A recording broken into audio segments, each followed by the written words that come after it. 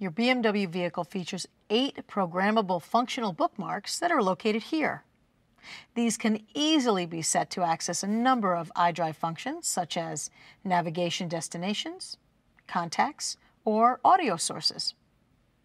These bookmarks can be retrieved and activated from any menu. To program any of these buttons, first, highlight the menu item you wish to be stored. Next, press and hold the programmable bookmark. You'll see a visual indication on the screen and hear an audible gong to indicate it's been saved.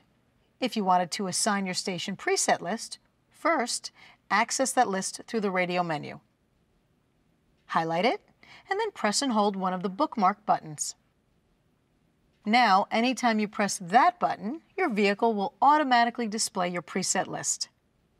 You can use the same technique to assign your home address, other navigation destination, contact, or other media source. These bookmarks are saved to your key fob so that they can easily be personalized for different drivers.